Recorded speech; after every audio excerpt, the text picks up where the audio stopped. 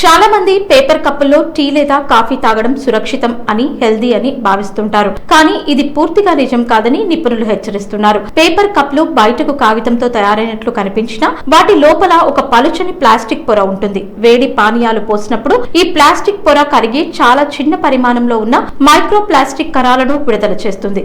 కొన్ని అధ్యయనాల ప్రకారం కేవలం 15 నిమిషాల్లోనే సుమారు 25,000 మైక్రో ప్లాస్టిక్ కణాలు పానీయంలో కలిసే అవకాశం ఉందని చెబుతున్నారు. ఇవి మాత్రమే కాదు, ఈ కప్పుల తయారీలో ఉపయోగించే పదార్థాల వల్ల సీసం, క్రోమియం వంటి హానికర లోహాలు కూడా మన శరీరంలోకి చేరే ప్రమాదం ఉంది. ఇవి ఎక్కువ కాలం శరీరంలో చేరుతూ ఉంటే ఆరోగ్యంపై ప్రతికూల ప్రభావం చూపించవచ్చు. రోజు ఇలా పేపర్ కప్పుల్లో వేడి పానీయాలు తీసుకోవడం వల్ల హార్మోన్ల అసమతుల్యత, జీర్ణకోశ సమస్యలు ఇంకా ఇతర ఆరోగ్య సమస్యలు వచ్చే ప్రమాదం ఉందని నిపుణులు సూచిస్తున్నారు. అందుకే వీలైనంత వరకు స్టీల్, గాజు లేదా సెరామిక్ కప్పులు ఉపయోగించడం మంచిది. ఇవి సురక్షితమైనవే కాకుండా పర్యావరణానికి కూడా అనుకూలంగా ఉంటాయి.